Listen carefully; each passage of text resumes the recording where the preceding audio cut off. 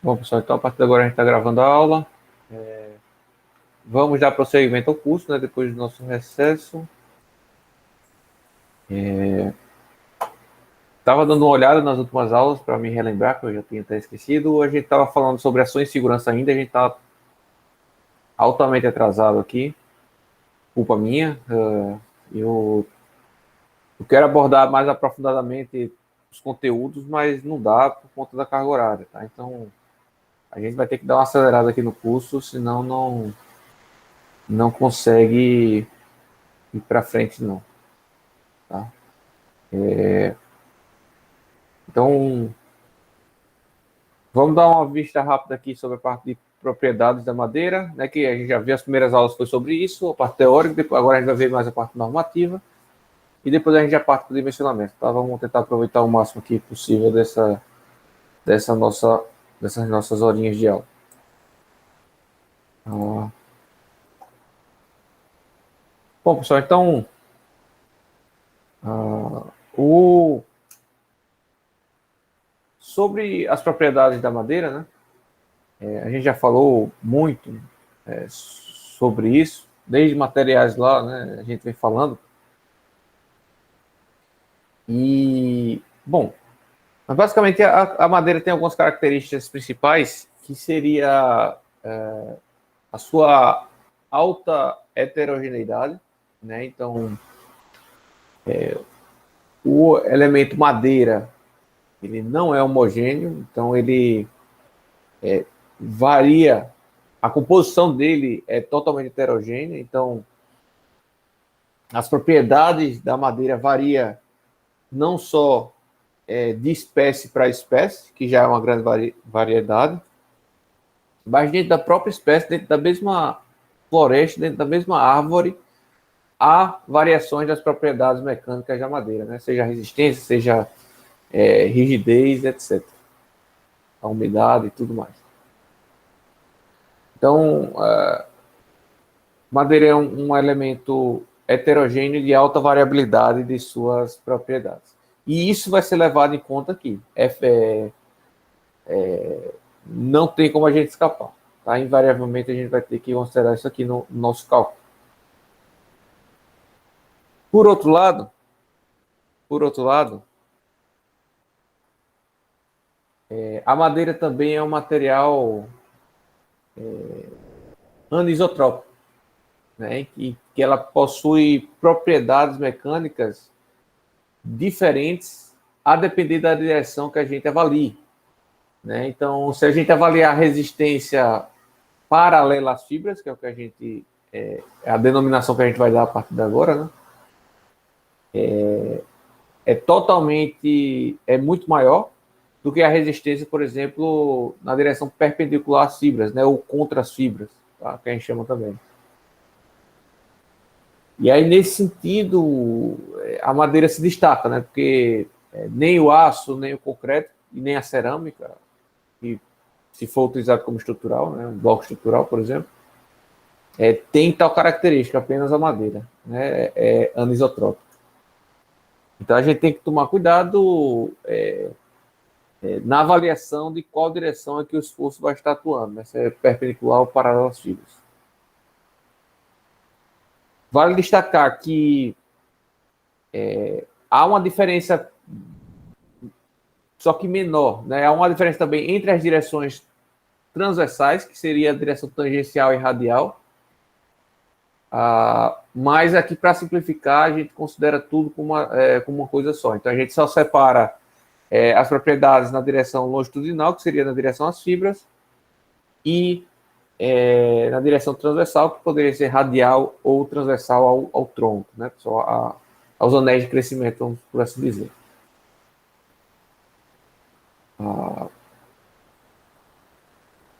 E, por outro lado, a madeira apresenta muitos defeitos, né?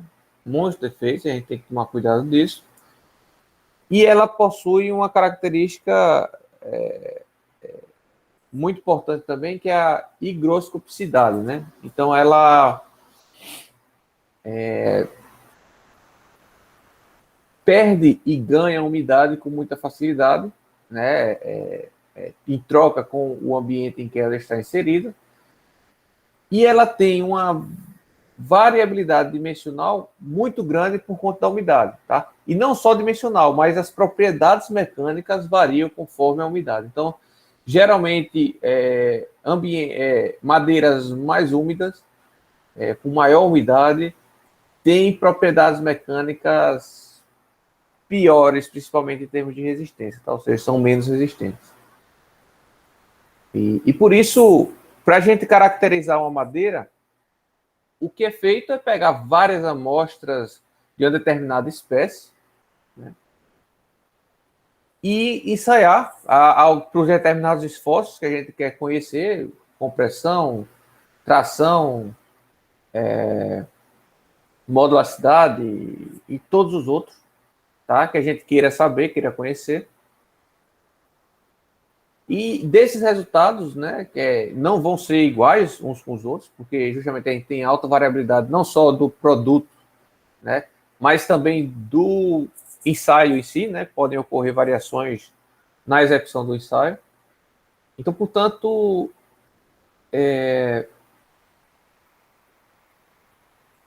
a gente vai ter uma certa variabilidade de resultados e a gente tem que fazer uma estatística com esses resultados, tá? Vale destacar que a norma preconiza que todos os resultados da madeira, né, que devem ser expostos, divulgados e trabalhados, são para uma umidade padrão de 12%. Tá? E aí, a partir dessa umidade, a gente vai corrigir, né, para o nosso ambiente. Se o nosso meio ambiente tiver uma umidade maior, a gente vai ter que reduzir um pouco essas propriedades. No entanto, para efeitos de ensaios experimentais, de resultados, de bibliografia, né, a gente tem que adotar uma umidade padrão de 12%, simplesmente para padronizar, né, para qualquer local do Brasil a gente utilizar isso corretamente. Se por acaso você fizer um ensaio numa região em que a umidade ambiente seja muito alta e, portanto, a umidade da madeira esteja maior, ou até porque a madeira não secou por completo, que seja, você tem que fazer uma conta reversa para chegar ao resultado de 12%. Tá? Mas não vem ao caso aqui, seria mais para a parte de materiais, vocês já passaram por essa etapa. O que a gente tem aqui é que a gente vai ter valores já analisados, né, feitos em laboratório, e a gente vai utilizar desses valores. Né? Óbvio que se eu pudesse ensaiar a madeira para toda obra que eu fosse ter, seria o ideal. Né? Então, por exemplo, eu pegaria um fornecedor e esse fornecedor, para cada lote que me passa, teria que me passar essas propriedades. Tá? Mas isso, infelizmente, não é a realidade. Eu acho que seria possível, seria muito possível a gente fazer isso. Ou seja, toda serralharia fazer esses ensaios para cada lote, ou até mesmo o fornecedor da madeira. Tá? Mas acho que seria possível, é barato isso para se fazer, acho que é possível, mas infelizmente não é prática do mercado. Né? Dessa forma, a gente teria um controle maior. Né? Então, quando você comprasse madeira, você teria o resultado daquele lote certinho, qual é a resistência e qual é as propriedades, de forma geral, né? Não só a resistência, propriedades mecânicas. Bom, e o que acontece é que, na verdade, a gente vai ter tabelas aqui, eu vou mostrar posteriormente para vocês, de espécies conhecidas, né? E aí foram ensaiadas muitas amostras e chegou-se no resultado estatístico, né? Baseado, como sempre, em uma análise de uma curva gaussiana, né? Em que a gente vai dispor os nossos resultados num diagrama do valor do resultado, né, pela frequência. Então, nós temos aqui a frequência, né, nesse eixo. Aqui nós temos o valor determinado da resistência. Né, e ao dispor as nossas amostras em termos de resultado de frequência de ocorrência, né, a gente sempre vai se encontrar com um diagrama assim, né, gaussiano, que a gente chama. Você já deve ter visto em estatística. E em outras disciplinas também, concreto, aço, acho que vem isso aqui. Até materiais também. Em que esse valor máximo aqui seria justamente o meu valor médio, né? E a gente teria o valor característico que a gente está utilizando, que em termos de resistência seria um valor aqui, ó, que é aquele valor que apenas 5% das amostras tem probabilidade de acontecer 5% das amostras, tá? Tem a possibilidade de ter valores inferiores a ele. Tá? Então, essa é a definição do FK, né? Da resistência característica. Da propriedade característica, né? Pode ser resistência, pode ser modularidade, pode ser o que for. Tá? E, obviamente, aí a média você encontra por essa equaçãozinha. E aí, obviamente, se você tem uma curva mais gordinha e outra mais fininha, quer dizer que uma tem um desvio padrão maior que a outra. Ou seja, portanto, a curva é muito afastada da média, significa que eu tenho um desvio padrão maior, porque, na verdade, eu tenho uma variabilidade maior desses resultados, né? Então, portanto, meu desvio padrão é maior. Aí, o desvio padrão a gente calcula com essa equaçãozinha aqui, e o coeficiente de variação nada mais é do que justamente o desvio padrão dividido pela média, que a gente estima aí a distância, né, do desvio padrão, ou seja, o quão gordinha ou esbelta é essa curva. Tá? Quanto mais esbelta, mais controlado é aquele material, menos variabilidade tem. Quanto mais gordinha, maior variabilidade. E madeira, a gente sabe que por natureza é muito variável.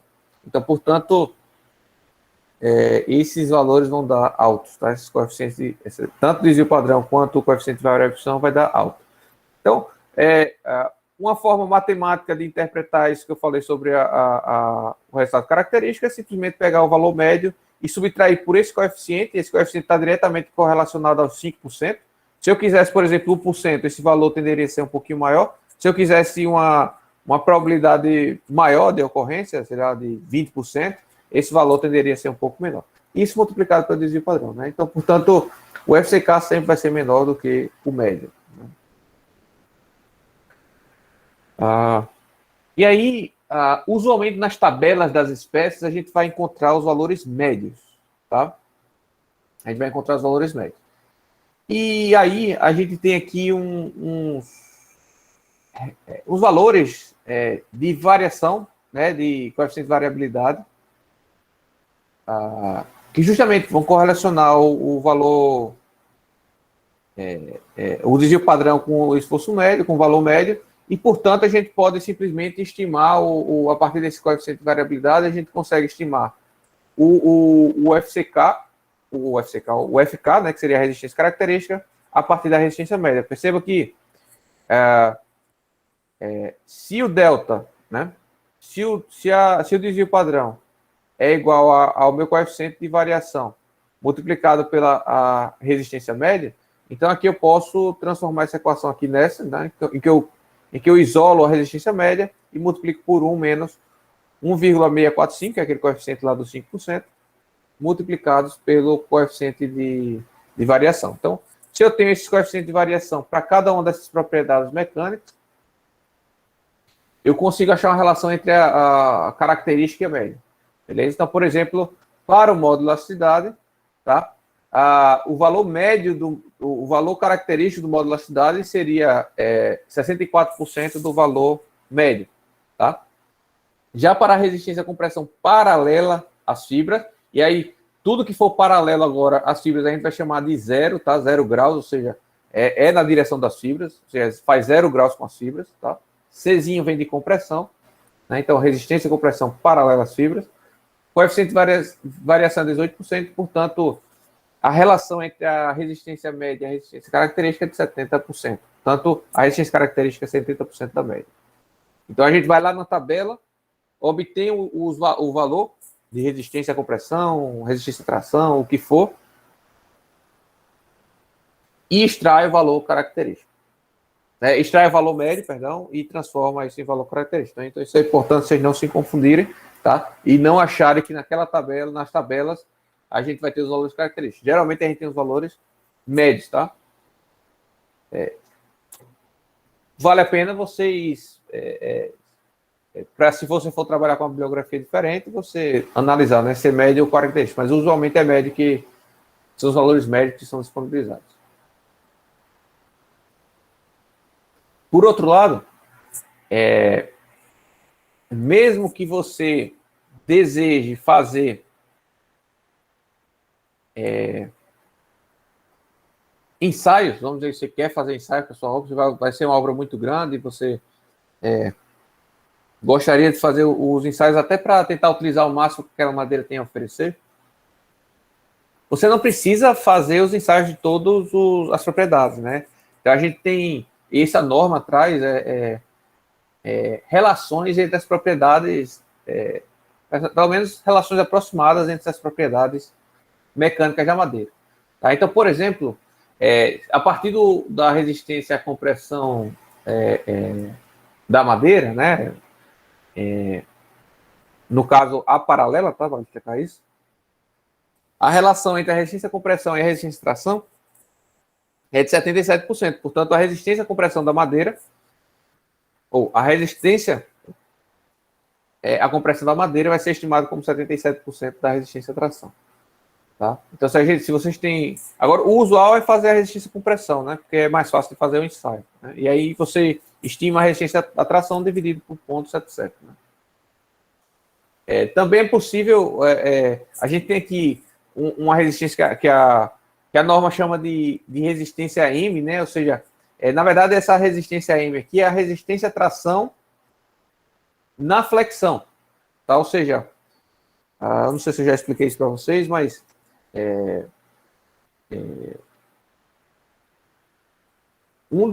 para achar tração não é muito fácil fazer o ensaio de tração direta, tá? Então, um dos ensaios comuns a serem feitos é o ensaio de flexão, tá? Esse ensaio de flexão, aqui eu tenho P sobre 2 e aqui P sobre 2, ele vai me gerar um diagrama de momento fletor, né? Que ele vai ser algo assim. Então, aqui no meio tem uma flexão pura. Então, aqui nesse ponto, se a gente fizer um corte, não sei se está muito pequeno, acho que está, né? Deixa eu tentar aumentar aqui.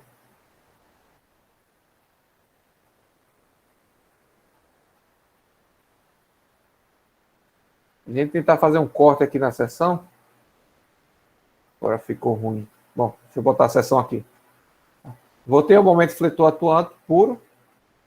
Momento fletor atuante puro, então a gente vai ter uma distribuição elástica aqui de tensões, né, em que eu tenho tração aqui embaixo e compressão aqui em cima. E essa tensão a gente pode estimar qualquer uma, né? Na verdade, esse ponto aqui seria a minha linha neutra, né? Vale destacar já isso.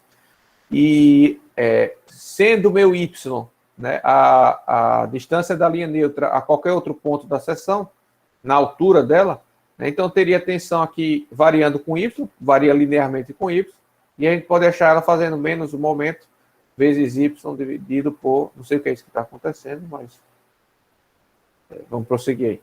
Dividido pelo momento de inércia. Né? Então, se eu utilizo aqui essa distância máxima aqui, né? Que seria aqui, eu vou chamar de YT, que seria o Y máximo. Então, a tensão máxima de tração aqui, a gente pode achar fazendo menos o momento vezes YT, dividido pelo momento de inércia. Né? Então, a gente tem aqui uma tensão, e essa tensão é justamente o nosso FM. Né? Quando romper, a gente vai carregando, vai aumentando esse P, vai aumentando, vai aumentando. Quando a peça romper, quer dizer que a gente chegou na nossa resistência, na atração, na flexão. Tá? Geralmente, essa resistência aqui é maior do que a resistência de tração direta, mas a norma pede para considerar igual a 1. Tá? Ou seja, se você quiser, você pode fazer um ensaio de tração direta e você vai achar o mesmo valor. Pode usar o mesmo valor já para resistência de tração direta. Tá? Isso é a favor de segurança. Tá? A gente tem ainda que a resistência à compressão normal às fibras, tá? Dividido pela resistência paralela às fibras, de 25%, portanto, a resistência normal às fibras, ou seja, perpendicular às fibras, 25% da resistência paralela às fibras, que é a maior, né? E tem também aqui a resistência às suas cortantes, né? Em relação à resistência à compressão, tá? Que seja só 15% no caso para coníferas e só 12% no caso de dicotiledôneos. Lembrando que coníferas a gente vai encontrar mais lá no sul, né? Paraná, Rio Grande do Sul e Curitiba. Já aqui na região norte e nordeste, o que é mais comum são as dicotiledôneas. Ok. Tem também o módulo de cisalhamento, que seria o módulo de elasticidade transversal, é o G, né? Você pode encontrar aí fazendo 7% da resistência, ou do módulo da cidade longitudinal.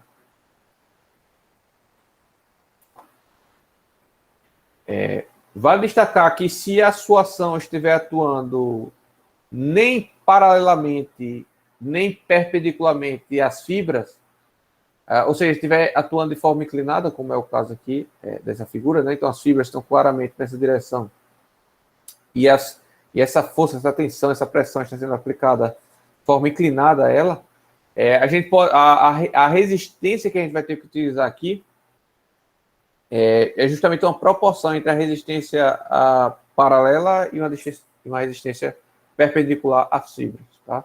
A partir dessa equaçãozinha aqui, que vai depender justamente da inclinação em que você quer saber a resistência, tá? Em relação à horizontal. A gente também aqui com uma proporçãozinha que a gente faz. Vai ser nenhum nem outro, vai ser algo intermediário aos dois.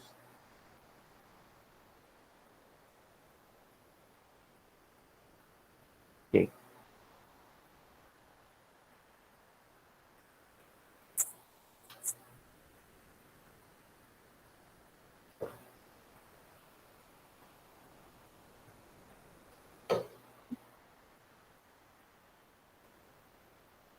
Aí, dito isso, tá? A gente tem aí como achar, se a gente tiver quais são os valores médios que a gente acha a partir dos ensaios experimentais ou a partir de bibliografias consagradas, a gente consegue achar aí os valores característicos, tá? Então esse é o primeiro ponto do curso, né? E também a gente pode correlacionar uma resistência a outra se a gente só tiver parte das propriedades, né? Não só resistência e propriedades.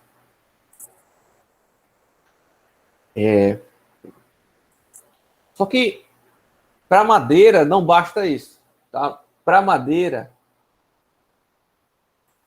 para transformar esse valor característico em valor de projeto, a gente tem que fazer ainda algumas ponderações, tá? Para qualquer material, o concreto, por exemplo, né, a gente tem o FCK, que é o que a gente vai ensaiar e tudo mais, é o que a gente pede no projeto, e a gente tem o FCD, né, que é o de projeto, compressão de projeto. Então, esse cara seria o FCK dividido pelo gama do material, que no caso seria o gama C, que é o gama do concreto, né? Ou seja, esse ponderador aqui é maior que 1, tá? E ele vai ter sua justificativa de existência, né? Que é justamente essa justificativa é dividida em 3 partes. Eu não vou entrar no mérito agora, tá? Porque senão aí eu vou perder só uns 15 minutos só explicando aqui cada uma delas. Mas aqui está embutido várias coisas, tá? Desde a variabilidade do material em si, da resistência do material, passando pela diferença entre a resistência do corpo de prova que você está ensaiando no laboratório e o que vai para a obra, tá? Tem considerando aqui também as incertezas da consideração dessas propriedades. Então, são diversos os fatores aqui que estão embutidos nesses 3 fatores, tá? São diversas variáveis que estão embutidas nesses 3 fatores. O que a gente sabe é que quanto mais variável é o material, maior esse gama aqui, tá? Esse ponderador. Na madeira, isso também ocorre. Na madeira, a gente vai ter uma determinada propriedade, característica, pode ser qualquer uma, e para essa propriedade a gente vai dividir, a propriedade de projeto vai ser a propriedade característica, tá? Dividido pelo gama W aqui, tá? Pelo gama W, agora de madeira, né? De wood. Só que nesse caso aqui da madeira, esse meu gama W é diferente. Se eu estiver utilizando compressão, eu vou ter um gama W para compressão, eu vou ter um gama W para tração e eu vou ter um gama W para esforço cortante. Tá? E a gente vê já na norma como é que varia isso daí. Mas varia em 1.8, alguma coisa.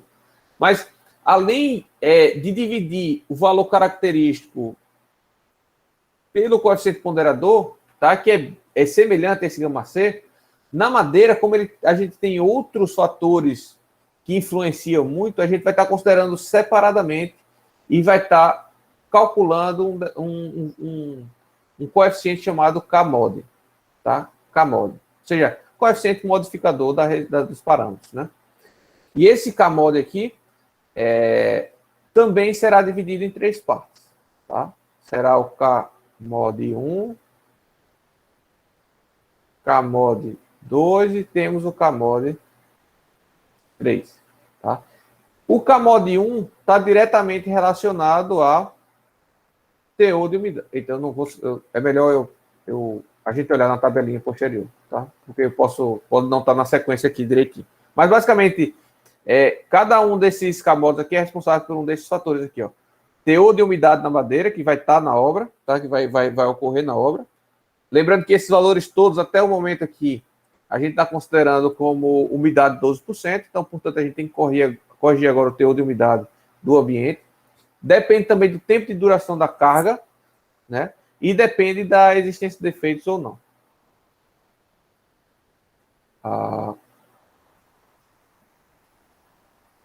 Beleza. Eu comentei isso já naquelas primeiras aulas gravadas que eu passei para vocês, mas veio, novamente aqui só para relembrar, já que a gente teve a parada, né? Então, a umidade interfere diretamente nas propriedades da madeira, principalmente na resistência. Tá? Então, aqui nesse eixo X eu tenho o grau de umidade, tá? Que vai de 0 até 50 aqui, mais ou menos. E no eixo Y eu tenho a resistência. Então, portanto, a gente vê aqui, ó, que da madeira completamente seca, né, até a madeira saturada ao ar, ou seja, com a umidade e equilíbrio como é que eu vou falar isso para vocês? Com todas as células, com toda a água dissolvida plena, né, seria aqui mais ou menos 25%, aí vai depender também da madeira, do ambiente, isso aqui é uma aproximação, né, é um caso específico. A gente tem uma variação de resistência, ou seja, vai diminuindo a resistência à medida que a gente vai aumentando a umidade. A partir do momento em que as células da madeira estão com suas paredes todas saturadas, né, e todo o acréscimo de umidade se dá nos vazios, tá? Eu expliquei isso melhor nas primeiras aulas, ó. Então, não interfere mais na umidade. Ou seja, a partir de 25% aproximadamente, não importa a umidade, tá? Em termos de resistência. Porque admite que aproximadamente 25%, acima de 25%, o que você vai ter de acréscimo de água são aquelas águas livres nos vazios da madeira. Tá? E essa água não interfere em nenhuma propriedade da madeira. Tá bom?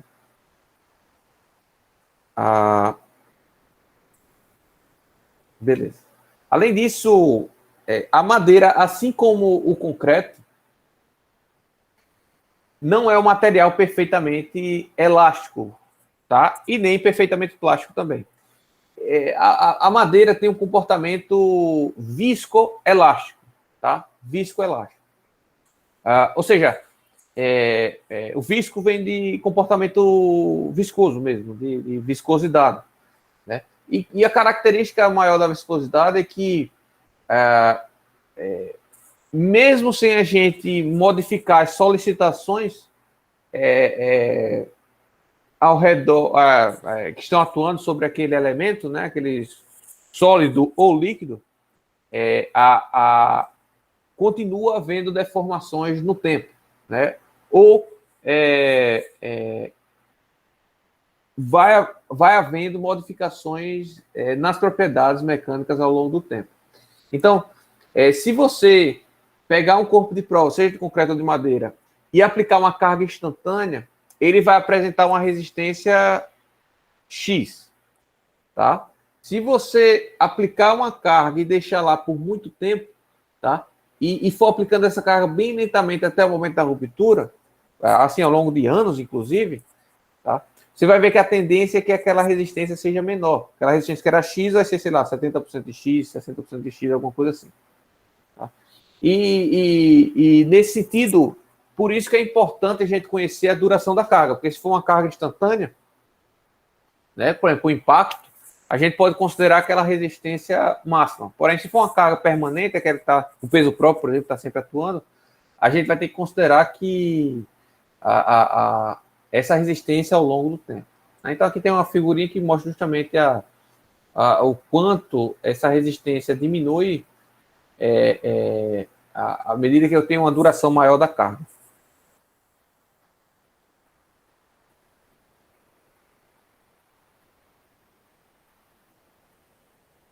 Tá? E aí tem a questão, isso também traz a questão da deformação, tá, ao longo do tempo, que é justamente o que a gente chama de fluência, né, deformação lenta, da mesma forma que o concreto tem, a madeira também tem. Portanto,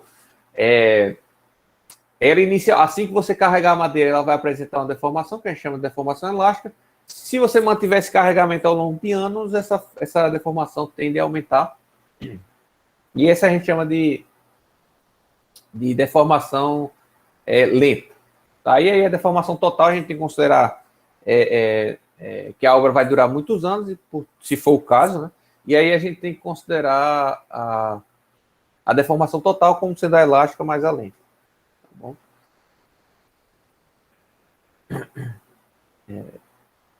Vale destacar que a deformação da estrutura e, portanto, os deslocamentos, né, as flechas e deslocamentos horizontais que sejam, são diretamente proporcionais ao módulo da cidade, perdão, inversamente proporcionais ao módulo da cidade. Quanto maior o módulo da cidade, menor os deslocamentos. Né? Então, a norma pede para a gente utilizar o módulo da cidade efetivo, tá? Que pode ser igual ao médio. Tá? A norma permite usar o próprio valor médio. Depois a gente vê isso direitinho, mas até onde eu me lembro, permite.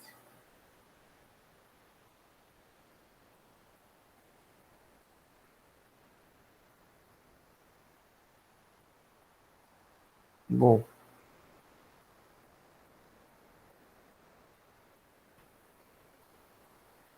Vamos lá.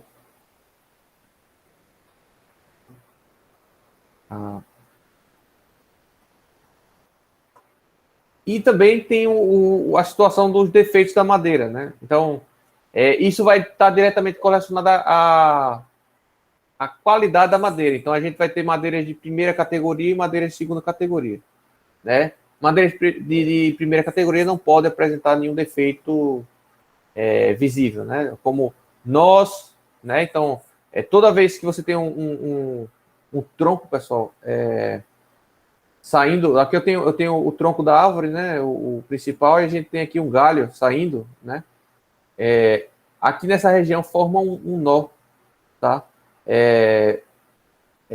e aí se você corta uma peça nessa região, esse nó tem pouquíssima resistência e é considerado como defeito, tá.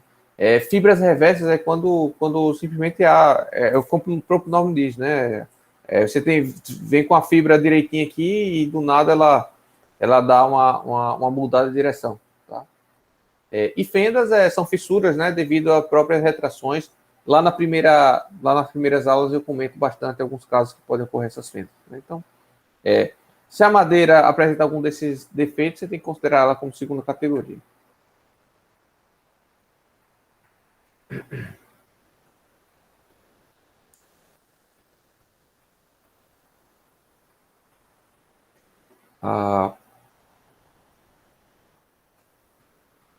Tá. Essa parte de flash eu vou falar logo, tá? Para dentro, já que está aqui na sequência, eu vou falar, mas eu gosto de falar ela separada, mas vamos lá. Essa parte da fluência, para calcular essa flecha diferida ao longo do tempo, a única coisa que a gente vai depender é da classe de umidade, tá? Da madeira, e eu falo lá já o que é essa classe de umidade, mas é por isso que eu não gosto dessa sequência aqui desse slide, tá? Eu vou mudar quando eu fizer o meu, mas a gente tem 4 categorias de umidade, tá? E isso depende da umidade do ambiente. Essa classe de umidade é do ambiente, tá? Então, deixa eu abrir logo aqui a norma para a gente pegar. Eu não sei se vai ter nesse slide. Ó, é bom que já está aqui direto. Deixa eu botar para baixo. Ó, a classe de umidade aqui, ó, tá?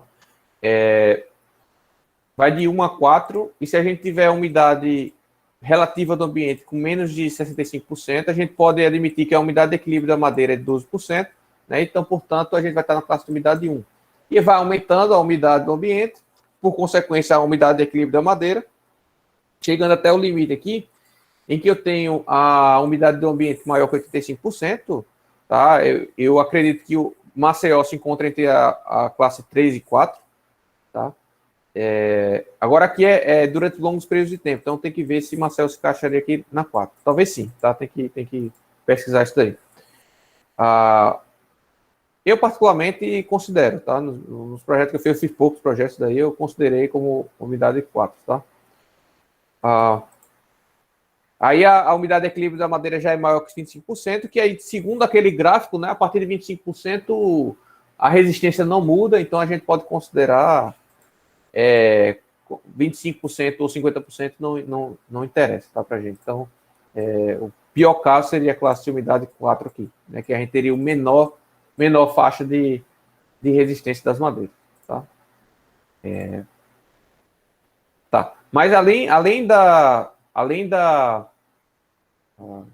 perdão, além das resistências, a umidade também influencia justamente nessa viscosidade da madeira, tá? Então, a depender da classe de umidade e da duração do carregamento, né? Vale destacar que se eu tiver um carregamento curto ou de média duração, essa fluência vai ocorrer muito pouco, tá? Porque esse carregamento não vai estar lá atuando o tempo todo, portanto, não vai ocorrer tanto acréscimo de deformação devido a ele, tá? No entanto, se a carga for permanente, aí a gente tem um acréscimo gigantesco. Essa tabela aqui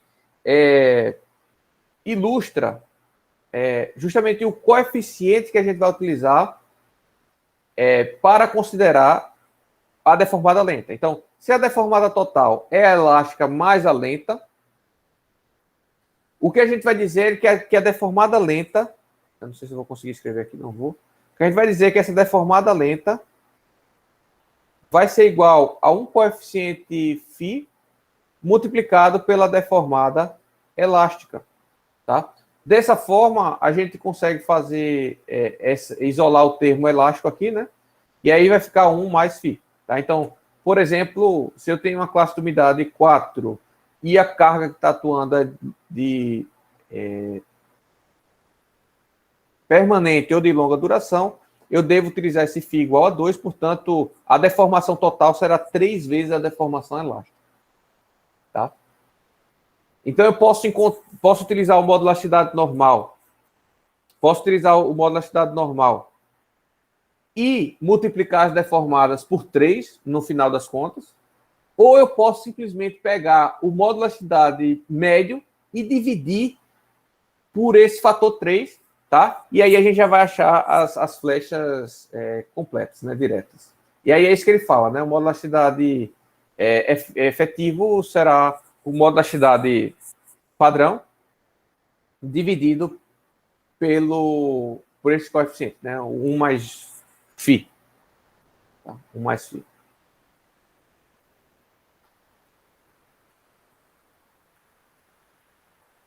Ok?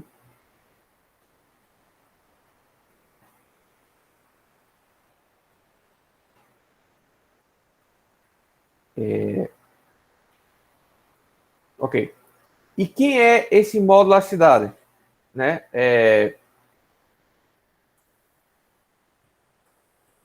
Vai ser o nosso K-mod, tá? Multiplicado pelo modo elasticidade médio que a gente vai encontrar a partir das tabelas. Então, eu disse para vocês que ia mostrar a tabela posteriormente, está aqui as tabelas, a depender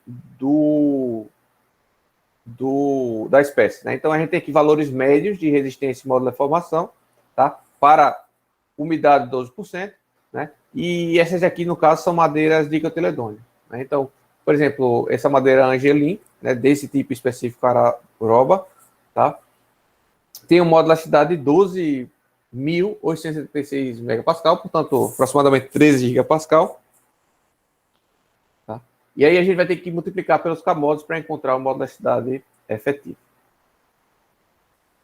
A gente tem ainda aqui também a resistência à compressão, a resistência à tração, a resistência à tração normal, né? E a resistência ao cisalhamento. Beleza? Então, todos esses valores médios aqui, se a gente souber qual é a espécie da madeira que a gente está trabalhando, a gente pode pegar o valor direto daqui e transformar isso em característica e depois em valor de projeto. Aqui tem uma tabelinha com algumas... só continuidade daquela tabela inicial. E aqui a gente tem outra tabela com as coníferas, tá? Com algumas coníferas.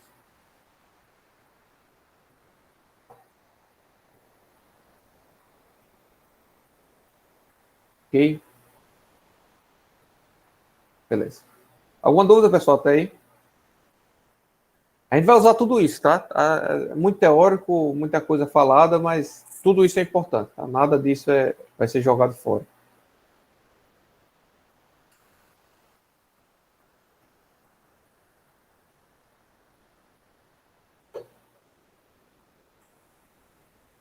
Deixa eu pegar aqui uma pastilhinha que minha garganta tá doendo.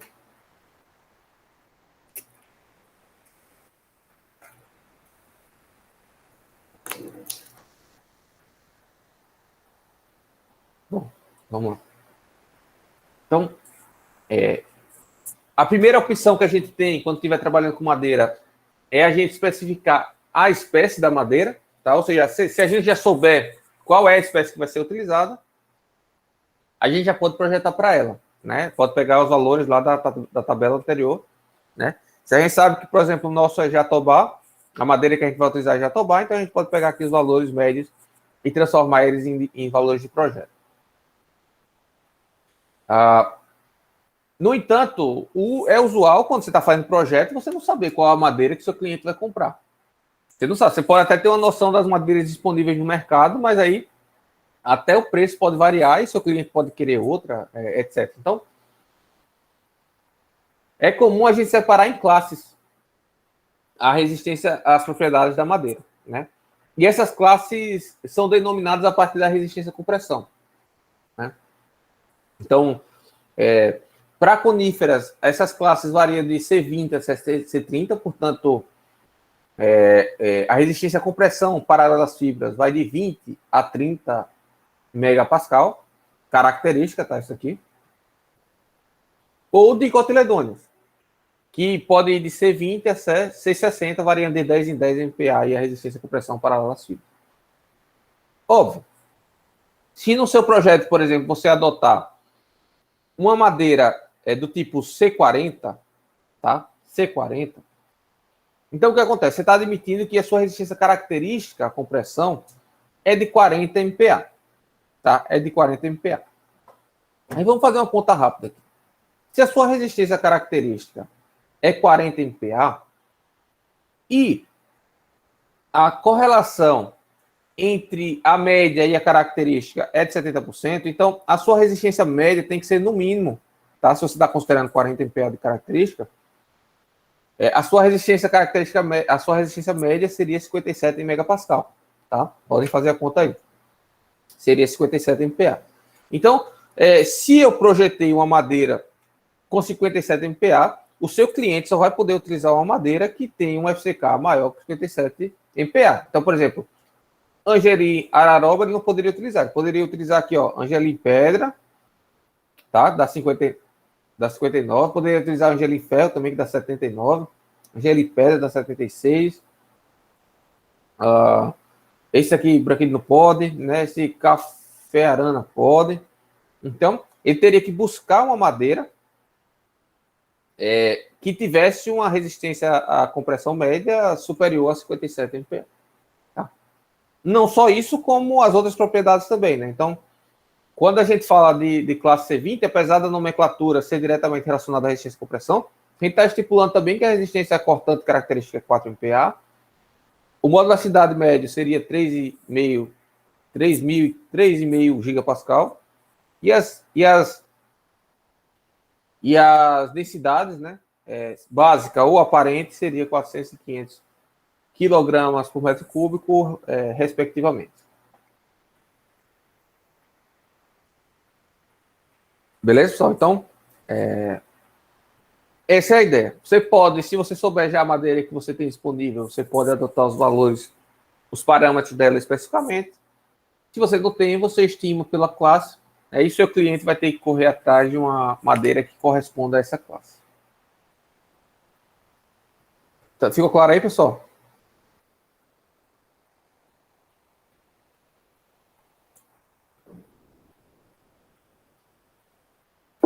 Tranquilo, professor. Beleza.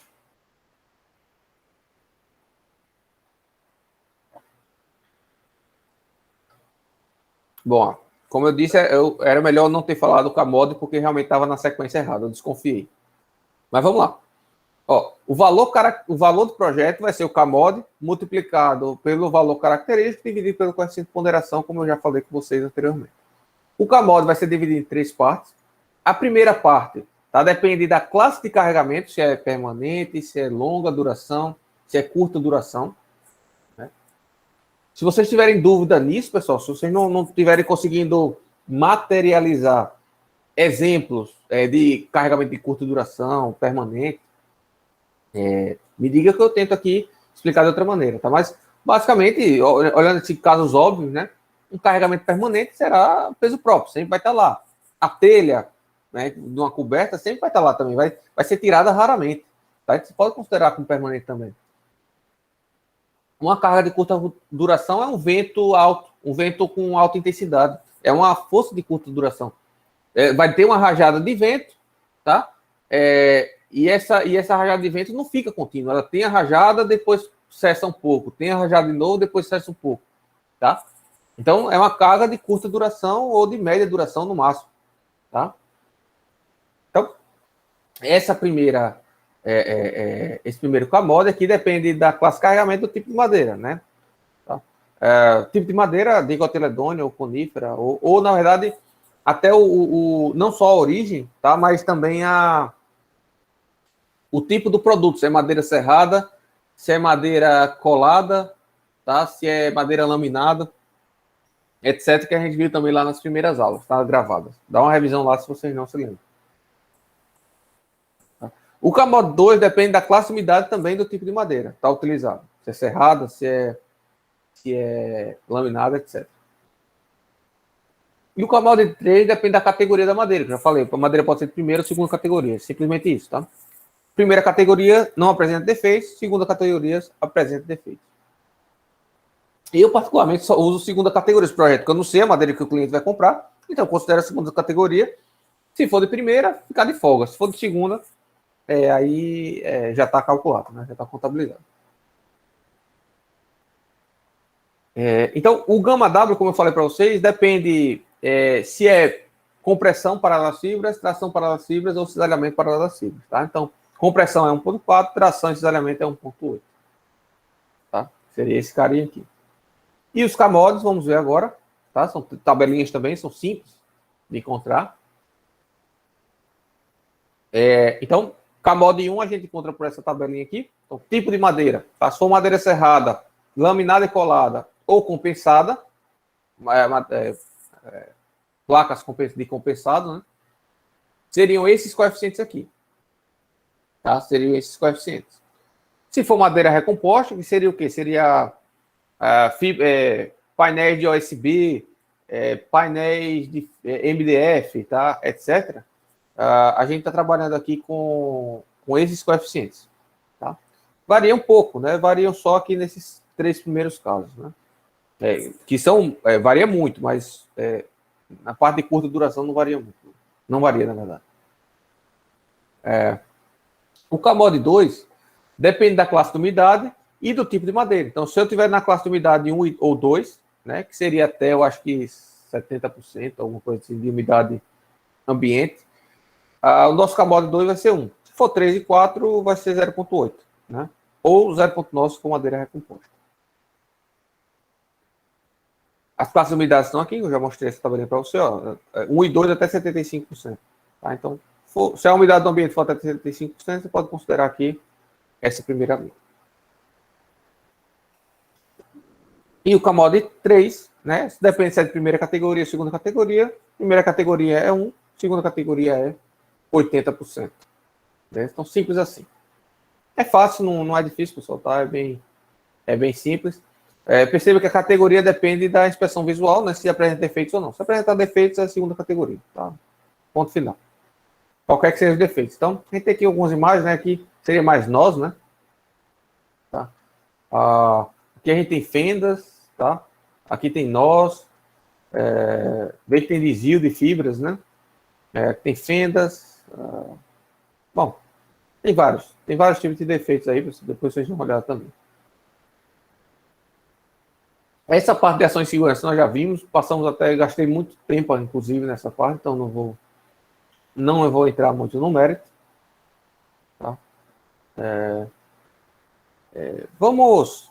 Eu vou passar esse exercício aqui, tá? Tira um print aí, pessoal. Tá? De qualquer forma, já botei, na verdade, essa aula lá no Drive. Tá? Então, dá uma olhada. É o último slide aí da aula. Eu quero que vocês façam esses 3 exercícios, tá? Para a próxima semana. E me entregue, são exercícios rapidíssimos, tá? Rapidíssimos. A primeira é de combinação de ações, que a gente já fez exemplos aqui nas aulas passadas. Quero que vocês façam esse exemplo, né? É bem simples, tá? Bem simples, é só para fixação mesmo. E eu já sei que vocês já pagaram o concreto, ou estão pagando, não sei. Eu sei que vocês viram isso em outras disciplinas, mas só para fixação, gostaria que vocês fizessem. E esses outros 2 aqui que seriam da parte de resistência, né? Seja a partir de uma determinada espécie, né? Você pegando os valores lá na tabela, né? Pinho do Paraná, no caso aqui, ou seja, utilizando aqui uma classe C60, né? Eu quero que você calcule essas propriedades aqui de projeto. Tá? Então, vamos fazer aqui um caso que não seja esse. Vamos ver aqui. Eu vou até sair aqui, vou abrir o MATCAD.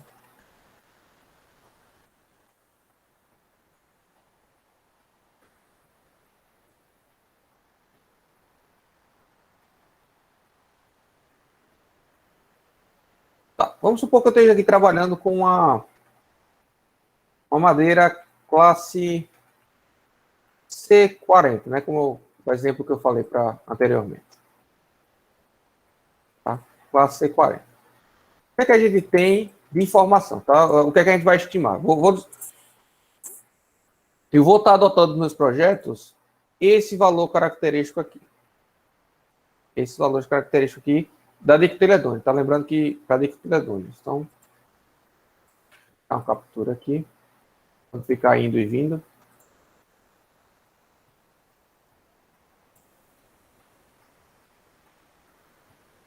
Mas não vai dar porque eu não tenho o que é, né? Cada valor. Tem que tirar o print todo, né? Tirar tudo. Classe C40, eu tenho que a resistência à compressão paralela às fibras característica, aqui é 0, tá? 0 característica, é igual a 40 megapascal, que eu vou estar considerando. Tá? Cisalhamento 4 MPa, 10%, ou 10%, ou 6%, é 6 aqui, né? Está olhando em cima, 6 MPa. O módulo de elasticidade médio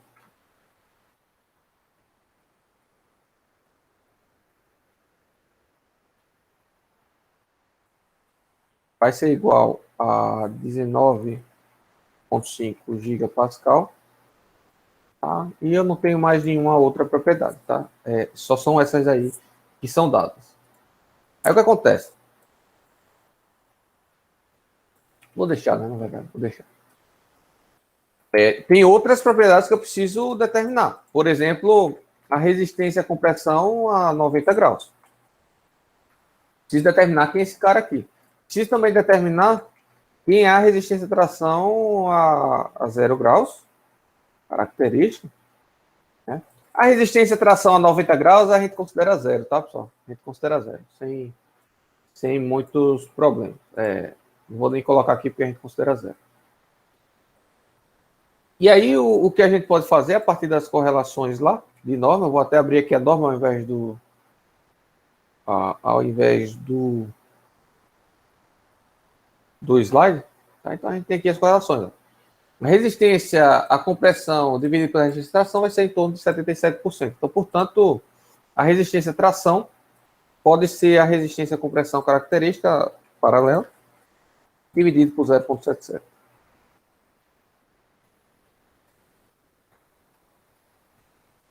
Beleza? Já a resistência à compressão 90 graus é 25% da resistência à compressão. Então, portanto, aqui vai ser 0,25 vezes isso. Então, a gente tem essa propriedade aí. Falta mais o quê? Acho que nada. Tá bom aí. Tá bom aí. Ok, perfeito. Isso aqui é tudo característico, né? Então, preciso transformar ainda em projeto. Tá? Preciso transformar isso tudo aqui em projeto. E aí, para transformar em projeto, eu primeiro preciso do gama, né? Gama W, eu tenho gama W na compressão, seria 1,4. Tenho o gama W na tração, que é 1,8. E tenho o gama W da cortante, que também é 1,8. Tá? Também preciso determinar os cabos. Aí eu preciso fazer algumas suposições aqui, né? Então, vamos supor aqui que eu tenha... Vou estar trabalhando com madeira serrada, tá? Madeira serrada, de segunda categoria,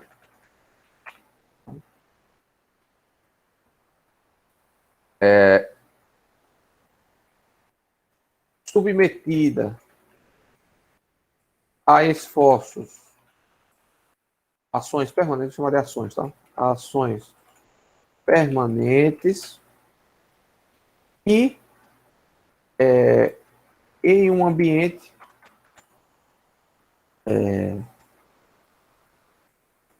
com umidade de 70%.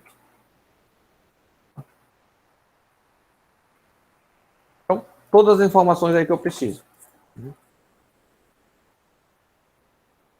Se no exercício estiver faltando alguma informação, podem vocês escolherem e dizerem, colocarem na resposta. Eu estou admitindo essa situação, tá? Não tem problema nenhum. Então, tem que calcular os camotes.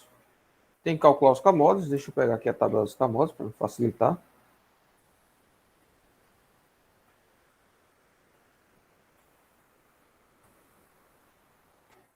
Vou pegar logo tudo aqui.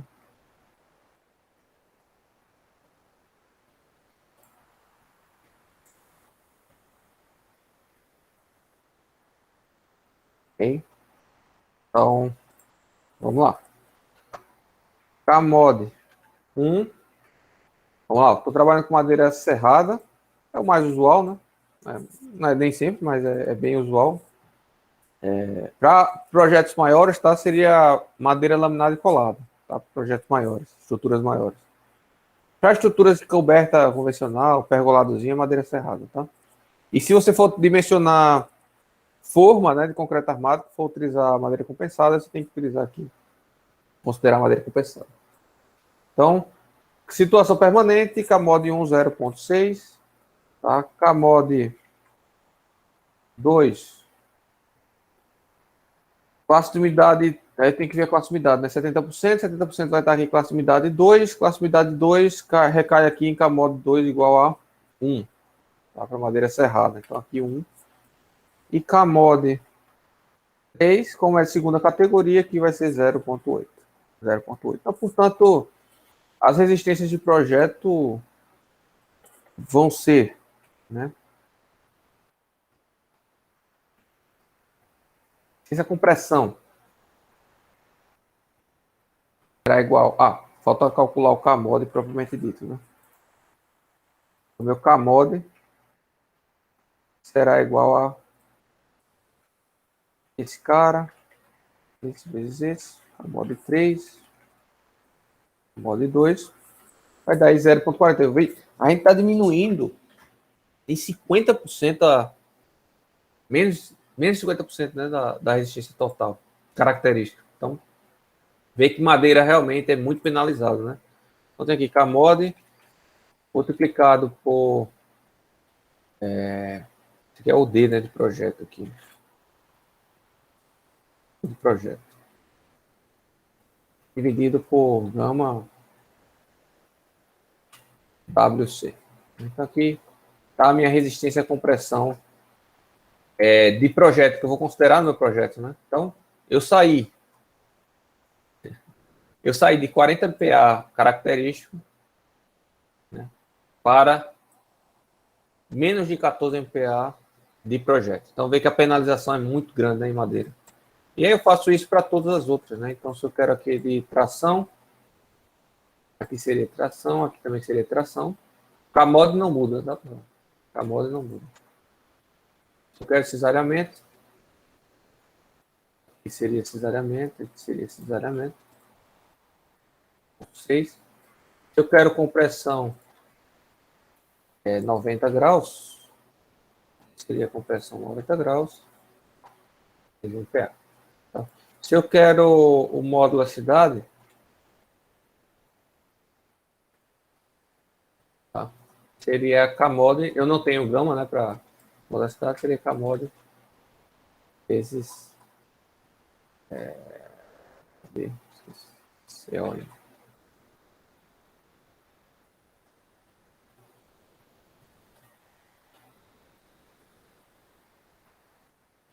Dúvidas, pessoal?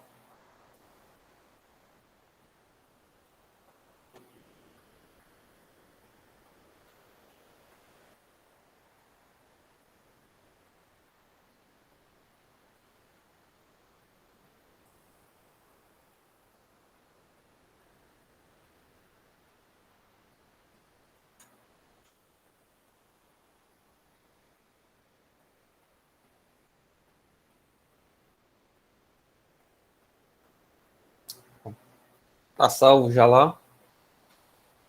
Depois eu salvo em PDF, no final das contas. Bom, na norma tem uma tabelinha que eu gosto, que simplifica um pouquinho, mas bem, isso é besteira. Mas aqui, ó, já tem alguns Kmods prontos, tá? Já tem alguns Kmods prontos. Facilita a sua vida. Mas tem que ver se cabe na sua situação, né? E temos já aqui algumas correlações entre os valores de projeto, propriamente dito. Tá? Então, por exemplo, a resistência à tração de projeto pode ser estimada igual à resistência à tração de concreto, a compressão paralela. Quer ver? Apesar da resistência característica ser maior da tração, ele pede para dividir por um gama W menor. Então, acaba que fica praticamente igual. Né? Então, geralmente vai ser assim, tá, pessoal? Vai ficar bem próximo os dois. Então, você pode admitir que a de projeto já é igual à de tração e compressão. Tá?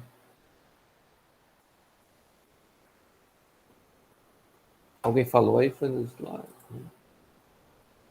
Bom, tranquilo. Sobre propriedades materiais, que eu queria falar era isso, tá? Então, fica aí os exercícios para vocês fazerem. Próxima semana vocês me entregam. Vou deixar aqui. Não tem dúvidas, vou prosseguir.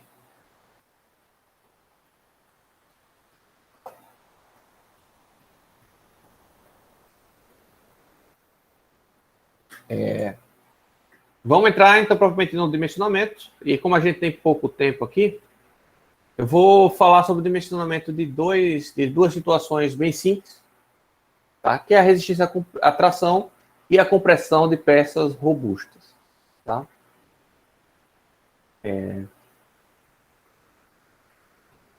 Próxima aula a gente vai falar de dimensionamento da flexão e na outra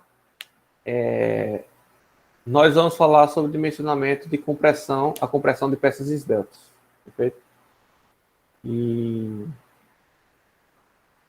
bom, é isso.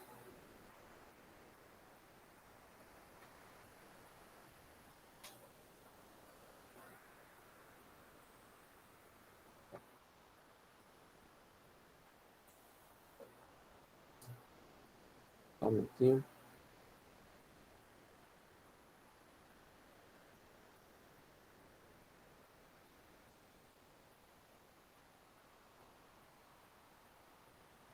Vamos lá.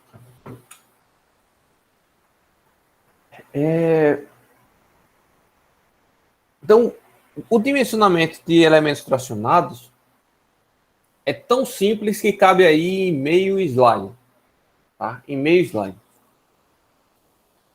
Então, vê que se eu quero saber se a peça resiste ou não à tração, basta eu calcular as tensões de tração que estão atuando no elemento e comparar com a resistência à tração. Tá? Sempre tração, sempre na direção das fibras. Nunca uma peça vai resistir à tração contra as fibras. Ah, professor, mas tem uma pequena resistência? Tem uma pequena resistência, mas desprezível, tá? Então a gente ignora a resistência à tração. 90, né? Ou perpendicular às fibras. Então, o dimensionamento da tração se resume a isso. Calcular a tensão máxima que pode ocorrer devido ao esforço de tração na peça e comparar com a tensão resistente. Tá? E comparar com a tensão resistente. Agora, a gente tem que tomar cuidado. A gente tem que tomar cuidado com a possibilidade de aberturas ou reduções de seção transversal ao longo da peça. Então, ao longo da peça. Então, por exemplo, não está aberto o Notes. Deixa eu ver o Notes rapidamente.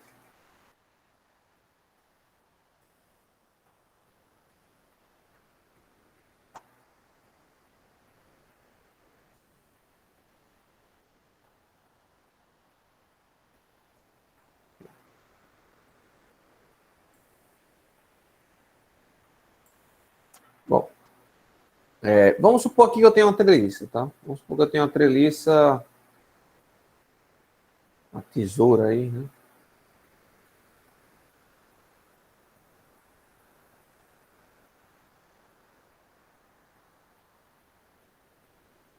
Tenho essa situação, tenho essa tesoura aí. Obviamente de madeira, né? Tá? De madeira. E eu tenho que alguns desses elementos vão ser comprimidos, outros elementos desses serão tracionados. Então vamos supor que esse meu elemento aqui especificamente esteja tracionado. Então, nem sei se vai estar, mas vamos supor que esse elemento esteja tracionado. Tá? Então essa peça aí vai estar, vamos supor assim. Tá? Deixa eu ver se eu consigo desenhar isso aqui. Tá? Mais ou menos assim. E vamos supor que ela é presa nessas outras peças, né, no caso nos banzos, com parafusos. Tá? Com parafuso. Tem aqui parafuso. Tem aqui 5 parafusos, vamos dizer aqui. Tá? O parafuso, prego, o que seja. Aí eu tenho que aqui também, né? Então preso aqui. Então, o que vai acontecer? Essa peça estará tracionada, né? Estará submetida a uma tração. Tá? Então, a resistência que eu tenho que analisar, a tensão que eu tenho que calcular aqui, a tensão atuante que eu tenho que calcular, tá?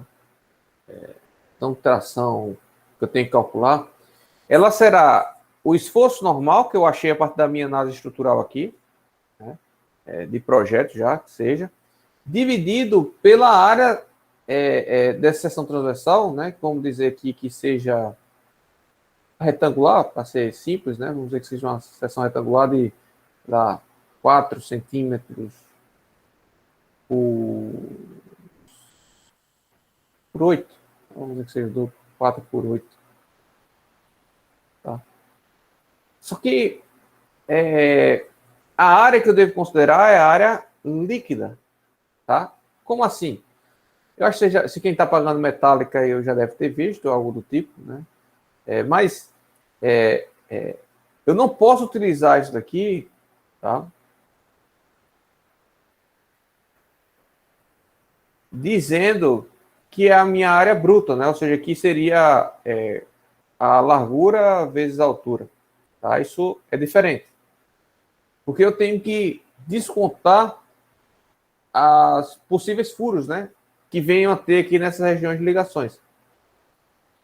E eu tenho que verificar qual é a situação pior, tá? Qual a situação pior? Eu preciso verificar isso daí. Eu preciso verificar, por exemplo, se a situação pior é eu imaginando essa seção aqui, em que eu tenho 2 furos, tá? Que eu tenho 2 furos. E aí eu preciso descontar, né? Vamos supor que esse furo tenha um diâmetro, né? Então eu vou precisar descontar. Então a minha área líquida, né? Nesse caso aqui, eu vou chamar a área líquida 1, tá? Seria B, né? Multiplicado por H menos 2φ, né? Vamos dizer assim. Tá? Ou eu posso ter ainda uma seção composta aqui. Deixa eu ampliar aqui mais para a gente tentar. Eu vou fazer nesse desenho aqui de baixo, né? Pode ser que o meu pior caso seja uma situação assim, ó.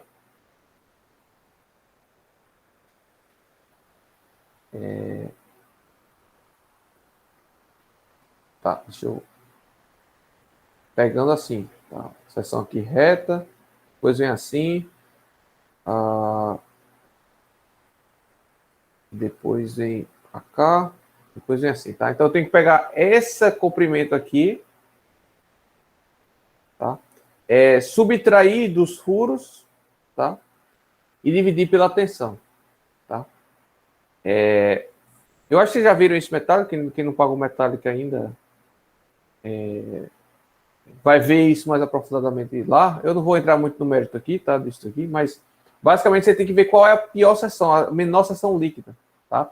Outra situação que você pode ter também é se você tiver, por exemplo, uma peça se apoiando na outra, tá? E você tem uma redução de seção assim, por exemplo. Aí você tem outra peça aqui se apoiando nessa, tá? Vamos supor. Então você tem uma redução de seção, você tem que pegar essa pior seção aqui, tá? Tem que pegar essa pior seção para dimensionar. Mas, no final das contas, pessoal, é só encontrar qual é essa pior seção, essa área líquida menor que tem, né, ao longo da peça toda, tá? E utilizar como divisor para o esforço solicitante normal, que advém lá do sua análise estrutural, né, da sua treliça, do seu pórtico, do que é que seja, sua viga, né? E então você vai ter a tensão solicitante, né? E esse carinha tem que ser menor ou igual à resistência à tração, né? Que a gente já aprendeu a calcular aqui. Então, basta fazer isso sem muitos rodeios, tá? O dimensionamento da peça é esse. Tá? Eu chamei de área líquida, aqui ele chama de área útil, tá? Mas dá no mesmo. Vocês têm alguma dúvida quanto a isso, pessoal? É bem simples, né? Esse é o dimensionamento mais fácil que tem, só é uma baba.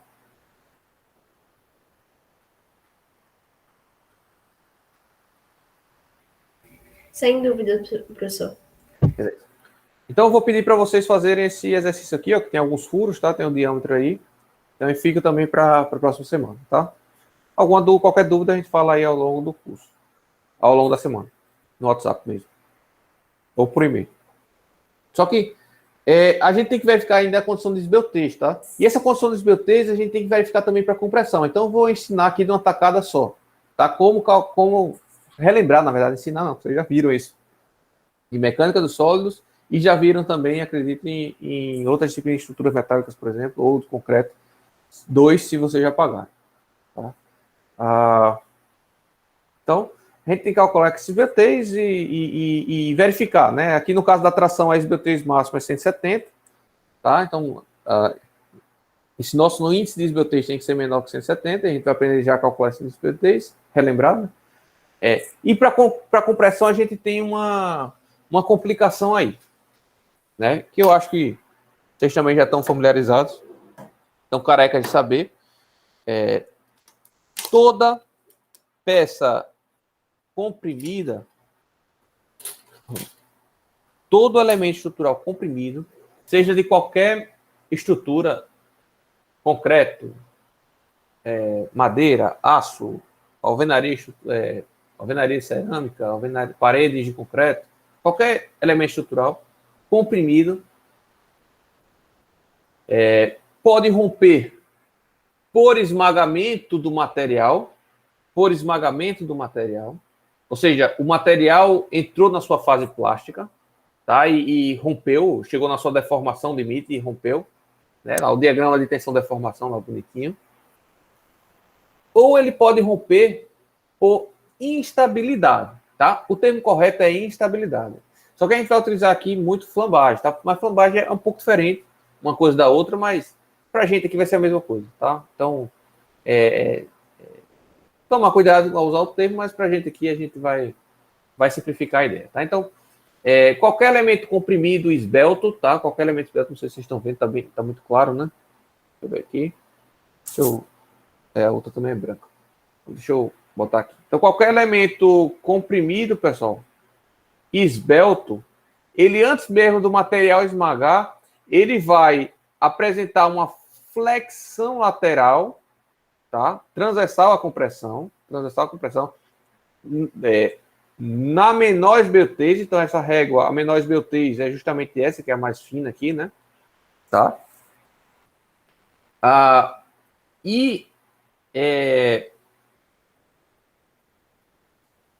Pode romper muito antes de chegar à sua capacidade limite em termos de resistência dos materiais, né? E aí ele passa a romper por instabilidade lateral ou por flambagem, tá? Devido à flambagem, né? Por consequência da flambagem.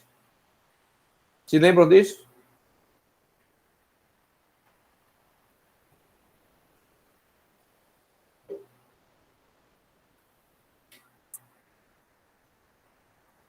Bom.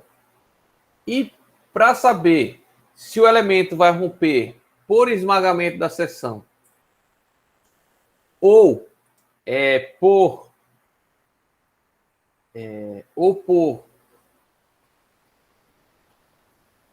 flambagem, tá? Devido à instabilidade, né, da peça, da barra, a gente avalia a partir do seu índice de esbeltez. Se o seu índice de esbeltez for muito baixo, tá, a gente considera essa peça como uma peça curta ou robusta, tá, que seja. E aí, se esse índice de esbeltez for muito baixo e a peça for considerada como robusta, então a flambagem não vai ocorrer nessa peça, a peça vai romper antes, devido à falha no material mesmo, né? Devido à falha no material. Já se a peça tiver uma esbeltez maior, então ela pode ter influências, vai ter influência da instabilidade lateral na sua resistência final.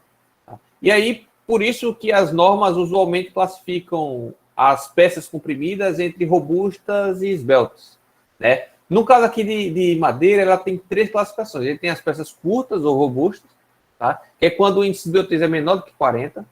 A gente tem peças medianamente esbeltas, quando o índice de esbeltez vai de 40 a 80. E a gente tem peças esbeltas quando o índice de esbeltez vai de 80 a 140. Se for maior, você não pode utilizar. Tá? Se o índice de esbeltez for maior que 140, você não pode utilizar.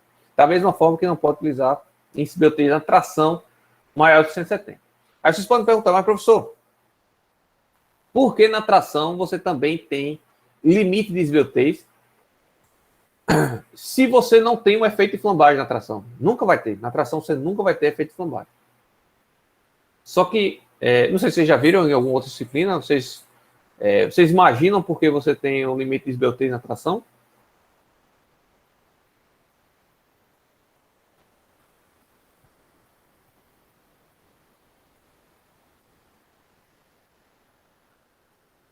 Ninguém?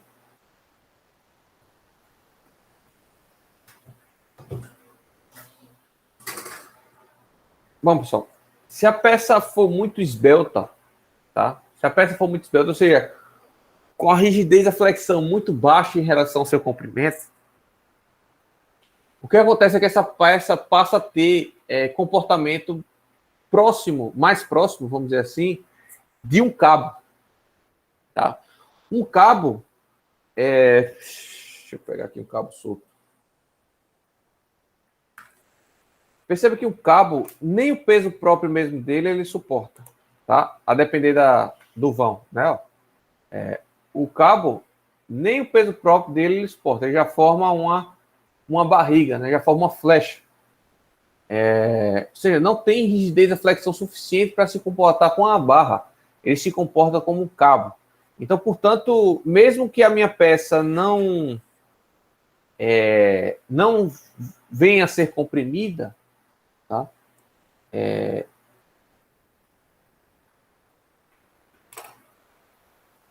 Eu não posso considerá-la com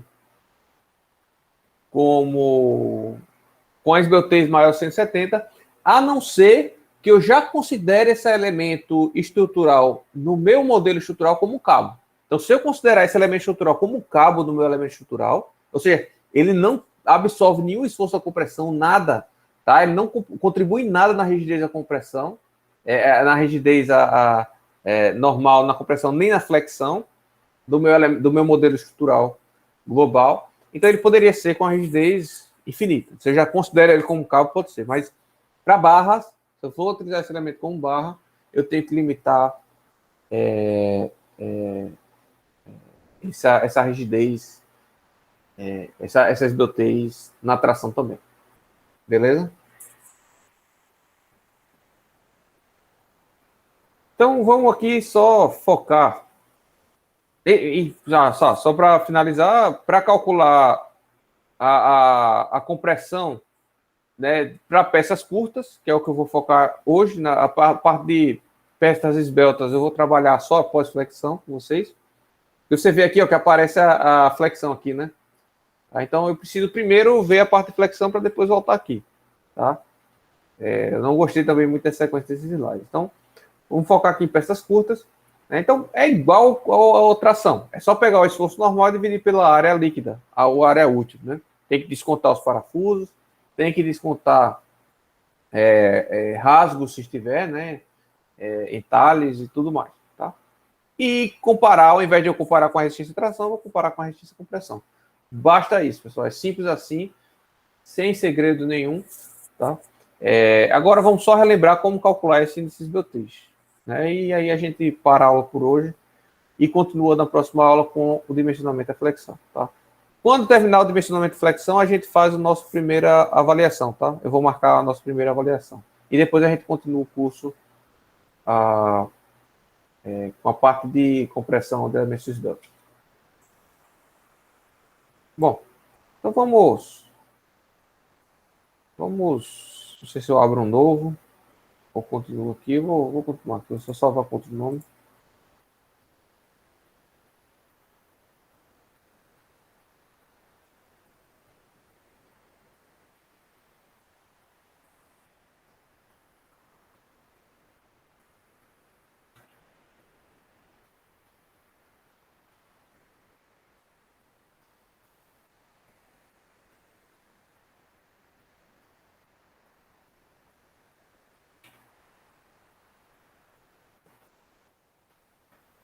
Eu vou utilizar até esses esforços aqui já. Vai facilitar a minha vida. Então, veja, vamos supor que a minha peça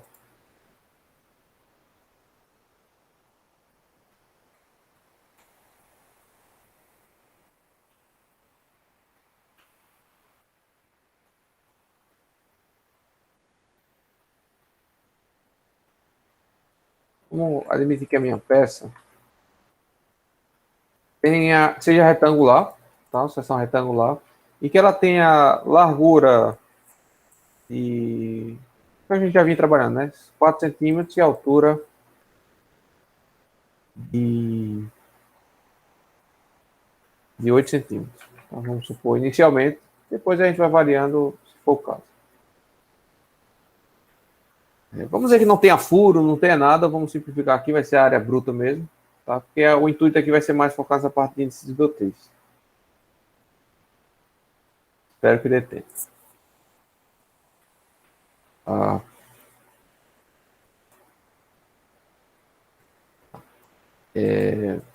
Então, a resistência, a tensão solicitante, né? Então, vou chamar aqui de FST.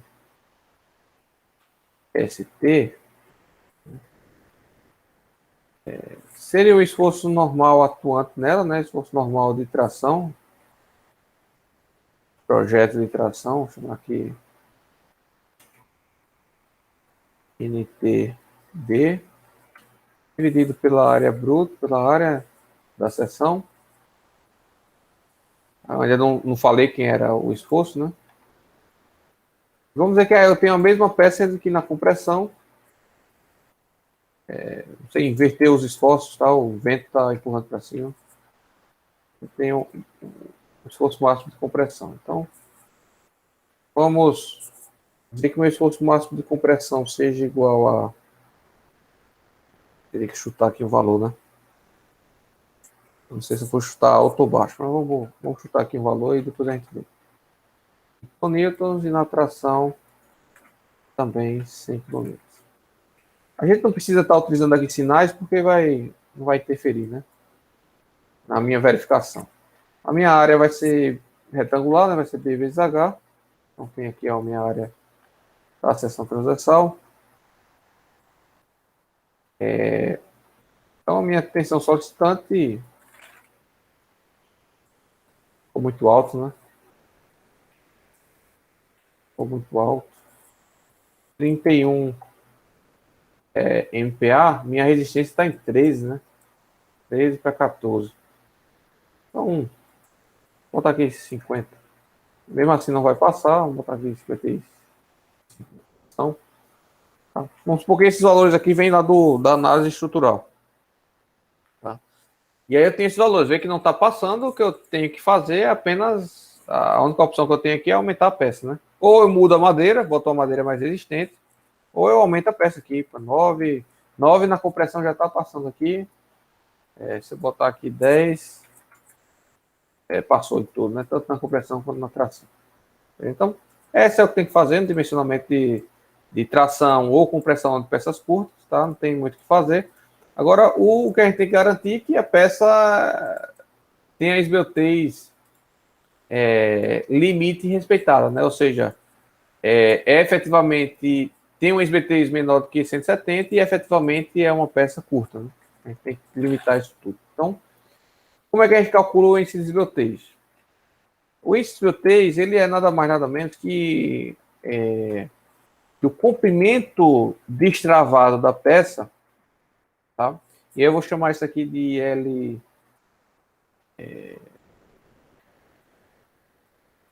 chamar isso de L efetivo, tá? Dividido pelo raio de giração em uma determinada direção. Então, eu vou ter o raio de giração na direção X e eu vou ter o raio de giração da direção Y. E, portanto, eu tenho uma esbeltez na direção X e eu tenho uma esbeltez na direção Y. Tá? É fato. O meu comprimento de flambagem, ou seja, o meu comprimento de destravado, seria o comprimento da peça mesmo, como todo, tá? O comprimento da peça ser comprimido ou ser tracionado, ele depende das condições de apoio. Tá? Ele depende das condições de apoio. Como assim? Acho que vocês já viram isso, eu só estarei relembrando, né? Não estarei ensinando aqui, só relembrar. Então vamos lá. Essa minha peça, uma barra, né? Vai ser uma barra. Ela pode estar apoiada, pode ser considerada apoiada, pode ser considerada engastada livre, pode ser considerada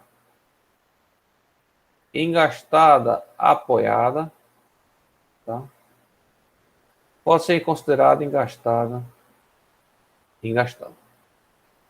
Em mecânica de sólidos, né, o Euler, né, mostrou que a deformada A instabilidade dessa peça biapoiada, ela se dá... Deixa eu mudar a cor. Ela se dá de maneira aqui senoidal, tá? Dessa forma. Bonitinho dessa forma. Se eu comprimir isso daqui, ela pode ter uma estabilidade dessa forma. E, portanto, o meu comprimento de flambagem, ou seja, o que vai estar flambando, o que vai estar deslocando, vai ser o próprio vão real. Tá? Então, L efetivo é igual ao vão real.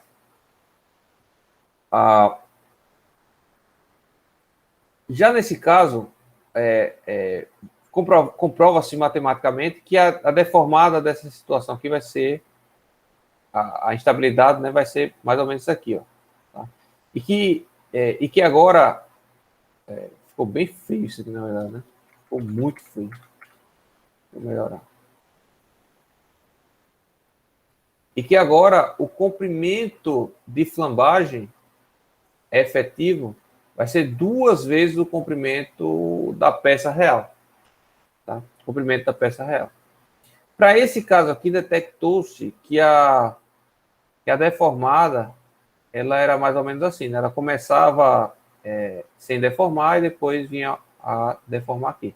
E para esse comprimento aqui, detectou-se que isso daqui, efetivo, equivale acho que é 70% do vão real. Tá? E aqui, detectou-se que é menor ainda, tá? Que a deformada é menor ainda. Detectou-se que essa deformada aqui efetiva vai ser igual a metade do vão real, né? Então, o trecho que flamba, o trecho que entra em estabilidade é 50% do real. A norma de madeira, ao contrário da de aço atual, ela limita essa avaliação do vão efetivo para esses 2 casos aqui. Ou é esse, ou é esse, tá? Ou seja, ou o vão efetivo vai ser o próprio L, ou vai ser 2L. Nunca vai ser menor que L, tá? Ela exclui isso daqui, tá? A norma de madeira. E as informações que eu tenho da norma de aço, que virá a ser revisada em pouco tempo, também vai eliminar essas 2 situações. Vai ficar só ou com a opção que o vão efetivo vai ser igual ao vão L, ou que o vão efetivo vai ser igual a 2L se a barra estiver engastada livre. Né? Isso aqui em mecânica dos sólidos, espera-se que vocês aprendam a comprovar isso daqui, tá? Não vou entrar no mérito. Mas o vão efetivo da barra vai depender do seu comprimento real, né? E das condições de apoio. Tá? Basicamente é isso que eu queria falar para vocês. Vocês se recordam disso, de mecânica dos sólidos, pessoal?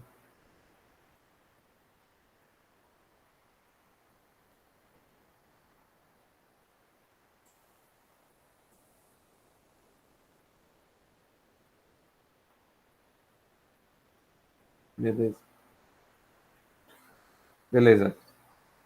Só dá uma olhada, não tem segredo não. Mas no final das contas aqui a gente se limita a esses 2 casos. Outra coisa que é preciso entender aqui nessa situação de travado ou não, de comprimento destravado, é porque, veja, por vezes eu tenho uma peça, vamos supor aqui um banzo de uma treliça. Vamos supor que eu tenho um banzo de uma treliça aqui. Tá? Banzo superior, né, da treliça. Veja, esse comprimento da peça que você vai levar para a obra, sei lá, tem 8 metros. Vamos supor. Vamos dizer que o vão total seja 15 metros, aqui vai ter mais ou menos 7,5 metros a 8 metros. Tá? Alguma coisa do tipo assim. Então, a peça para 8 metros, se você utilizar esse comprimento efetivo igual a 8 metros, né, vai ficar muito grande. Vai ficar muito grande. E o que é usual? O usual é a gente considerar que as terças, vamos dizer que eu tenho a terça aqui, tá? Vão travar lateralmente a minha barra. Tá? E, por outro lado, os montantes vão travar nessa outra direção. Vão travar nessa direção vertical aqui. Então, portanto, o meu comprimento de flambagem, na verdade, se eu garantir que isso daqui está travando efetivamente, né, se tudo isso está travando, o comprimento de flambagem dessa minha peça aqui vai ser só entre terças ou entre montantes. Perceba que o vão entre terças não necessariamente é o vão de montantes, né? Então, por exemplo, eu poderia ter o caso aqui, vou até dar o Ctrl Z aqui. Eu poderia ter o caso aqui em que eu tenho menos terças efetivamente do que montantes, né? Vamos dizer que eu tenho uma terça aqui, uma no meio e uma aqui no topo, tá? Na comida. No entanto, montantes eu vou ter aqui no meio, vou ter aqui no meio, vou ter aqui. Tá? Tem diagonais também, né? Mas a diagonal não vai entrar na ideia. Perceba que eu tenho esse comprimento aqui de flambagem em uma direção, vou chamar aqui de X, e tenho esse outro comprimento de flambagem aqui menor na direção Y, vamos dizer assim. Tá? Então, portanto, olhando de cima, olhando de lado, veja aqui, olhando aqui ainda, esquece essas terças por enquanto. Tá? Se a minha peça fletir nessa direção, deixa eu fazer outro desenho para ficar melhor. Tá? Se eu tenho aqui barras de montantes, vamos supor, tá? Se essa minha barra fletir nesse plano, tá? Se a minha barra fletir nesse plano aqui, ela vai fletir assim, ó, tá?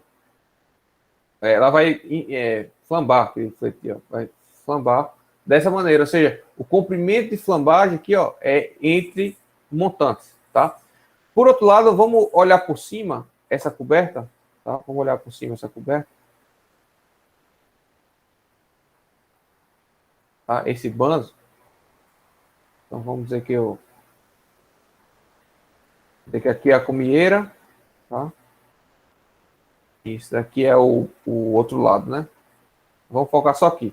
Aí vamos dizer que eu tenho uma terça aqui se apoiando. Perdão. Vamos dizer que eu tenho uma terça aqui na borda, vamos dizer que eu tenho outra terça aqui no meio. E vamos dizer que eu tenho uma terça aqui. Então, essa peça, se flambar lateralmente, se flambar nesse plano aqui, que a gente está vendo agora, por cima, né? Ela, vamos supor que essa treliça, essa terça realmente consegue travar, tá? Supondo que essa terça consegue travar, e tem que garantir isso. A minha flambagem dessa peça se daria dessa maneira aqui. Então, portanto, o comprimento de flambagem dessa minha peça seria esse cara aqui. Tá? Esse comprimento aqui. Então, o comprimento de flambagem depende dos travamentos laterais que a peça vai ter, né? E depende das condições de travamento, né? Se é engaste ou se é apoio. Então, num prédio, por exemplo, né? Num prédio,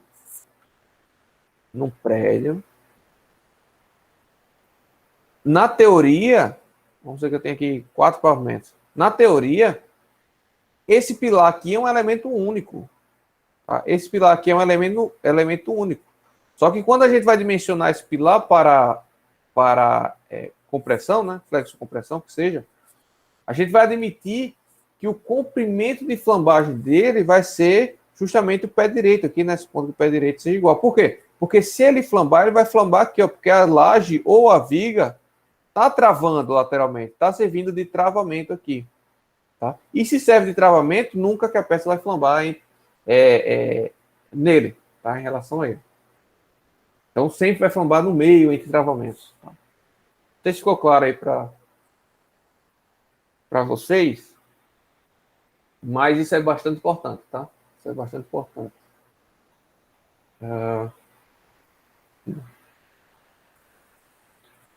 Então, vamos supor aqui que o comprimento de flambagem seja igual na direção X ou na direção Y, né? E que ele seja, sei lá, 2 metros. 2 metros. Como é que seja 2 metros? E quem é o raio de giração da peça? Veja, aí vocês veem lá desde mecânica do sólido zoom, né? Então, o raio de giração da peça. Vou botar para baixo aqui. O raio de giração da peça, nada mais, nada menos do que o momento de inércia em torno da direção, dividido pela área,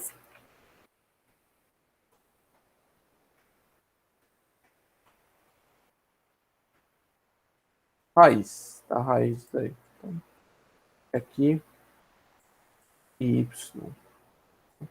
E o momento de inércia, a gente sabe que o momento de inércia em torno da direção X, a gente tem que descrever aqui o eixo, né? Vou até descrever aqui, a gente pega a figura. Vamos imaginar que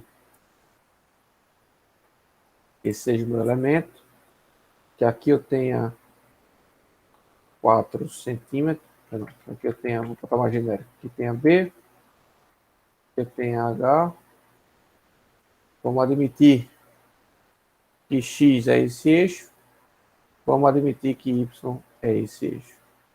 E aí eu vou pegar, será que ele vai direto? Bem. Então, se eu quero saber a inércia em torno do eixo X, eu vou utilizar B vezes H ao cubo, né?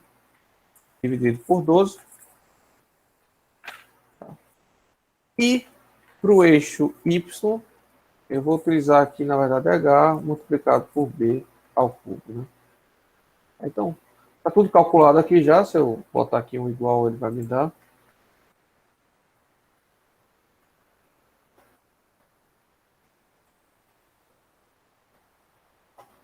Aqui também eu tenho o meu raio de giração.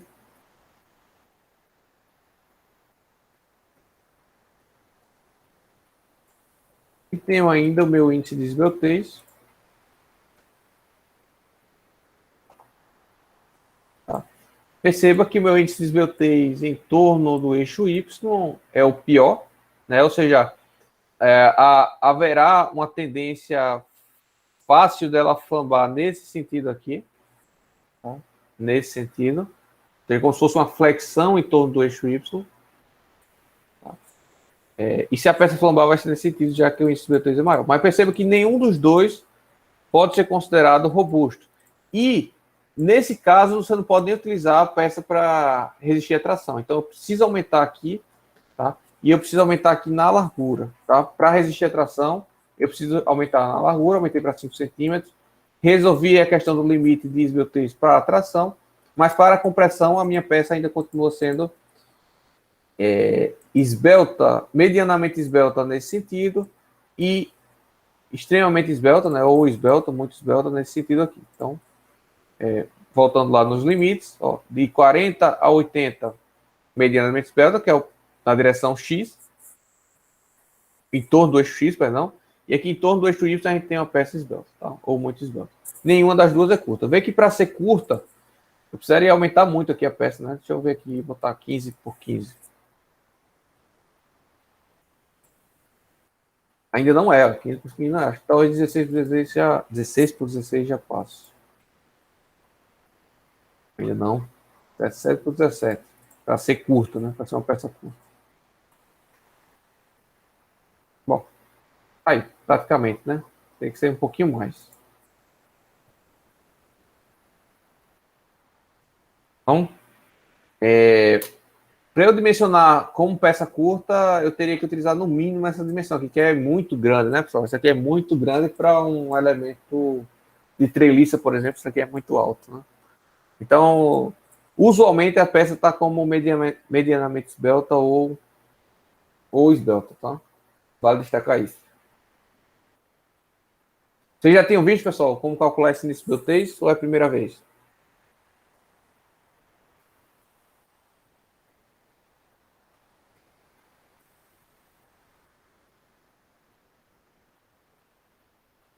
Metálico já tinha visto, é o mesmo sentido. Aqui é mais fácil, porque geralmente aqui a seção é retangular, T, são seções mais fáceis. Lá em metálico você tem seção I, você tem seção U enrijecido, né? Você tem seção U.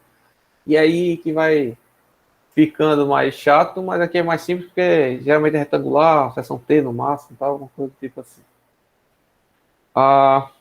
Bom, então o que eu queria passar para vocês hoje era isso. Na próxima aula a gente vê flexão, tá? E vamos continuando o curso aí. Daí a gente marca a nossa primeira avaliação a partir da aula que vem. Tá? Perfeito? Acho que por hoje é só, pessoal. Então, boa noite a vocês. Se não tem mais dúvidas, vamos ficando por aqui. Tchau, tchau. Boa noite, professor.